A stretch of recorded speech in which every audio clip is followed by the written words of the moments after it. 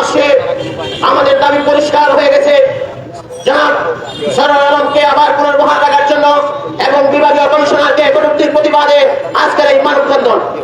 সম্মানিত সিলেটবাসী, আমার সাংবাদিক ভাইয়েরা, সর্বস্তরের জনতা, আপনারা ইতিমধ্যে বক্তাদের কাছ থেকে জেনেছেন আজকের মানববন্ধন আমরা কি জন্য করছি।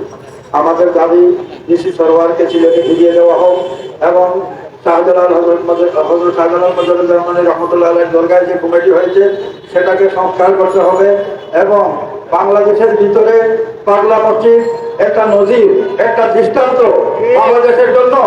এই পাগলা মসজিদে যদি এত টাকা উঠে, আপনারা মিডিয়ার মাধ্যমে দেখেছেন 43 বস্তা টাকা, তাহলে হযরত শাহজালাল মজরুজ্জামানের রহমতুল্লাহ আলাইহির মাজারে কত 100 বস্তা টাকা উঠতে পারে। সেই টাকা যদি স্বচ্ছভাবে গোনা হয় এবং জাতীয় এবং ধর্মীয় কাজে ব্যবহার করা হয়, তাহলে জাতির অভাব অনটন এবং দেশের বিভিন্ন সমস্যা দূর করা সম্ভব। আমাদের কথা, শাহজালাল মজরুজ্জামানের রহমতুল্লাহ আলাইহির দরগা সহ যত দরগা আছে, শাহপুরান, বুরহানুদ্দিন সহ সকল মাজারে স্বচ্ছ কমিটির মাধ্যমে টাকা গোনা হবে এবং টাকা জাতির সামনে পেশ করা হবে এবং সুন্দরভাবে ধর্মীয় কাজে ব্যবহার করা হবে। আপনারা শুনেছেন দীর্ঘদিন যাবৎ আমাদের যে আন্দোলন সংগ্রাম আমরা চালিয়ে আসছি। অত্যন্ত দুঃখের সাথে বলতে চাই আপনাদের, আমাদের নির্বাচিত সরকার, বর্তমান বিএনপি সরকার, আমরা ওনাদের কাছে বললাম, আমাদের সিলেটের দুজন মন্ত্রী রয়েছেন এবং ওনাদেরকে বললাম, আমরা মিডিয়ার মাধ্যমে ওনাদেরকে বললাম যে আমাদের সিলেট যেভাবে ভালো থাকে, আমরা যেভাবে দুর্নীতিমুক্ত যেভাবে রেখেছেন ডিসি সরোয়ার সাহেব, ওনাকে আমরা সিলেটবাসী চেয়েছিলাম, কিন্তু ওনারা কি ভূমিকা পালন করলেন আপনারা ইতিপূর্বেই দেখেছেন।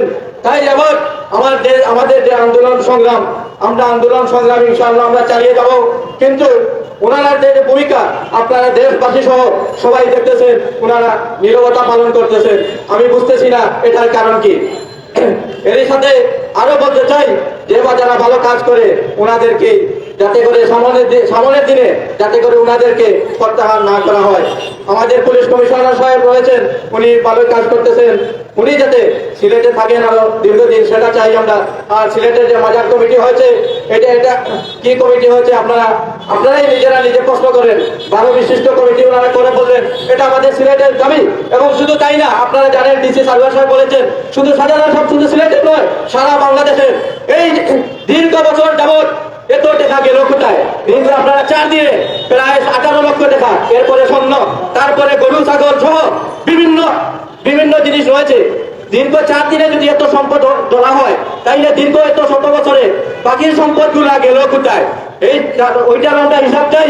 আরো আমরা জোরভাবে বলতে চাই যাতে করে এই কমিটি সিলেটের সর্বস্তরের জনগণকে নিয়ে, ব্যক্তিবর্গকে নিয়ে গিয়ে যাতে করে পুনরায় সুন্দরভাবে একটা কমিটি হয়, সেই আশা আমরা ব্যক্ত রেখে আজকের মতো আপনাদের কাছ থেকে আমি বিদায় নিচ্ছি। আল্লাহ হাফেজ। আসসালামু আলাইকুম ওয়া রাহমাতুল্লাহ।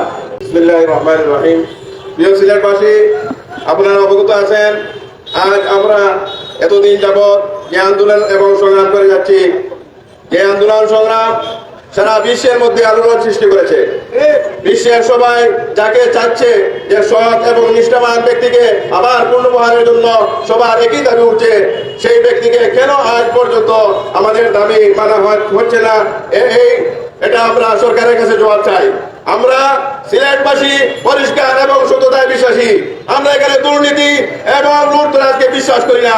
যারা সিলেটবাসীর সম্মানকে বিনষ্ট করার জন্য যারা চক্রান্ত করছে, তাদের দাঁত ভাঙা জবাব দেওয়া ইনশাআল্লাহ। এই বলে আমার বক্তব্য শেষ করছি। আসসালামু আলাইকুম।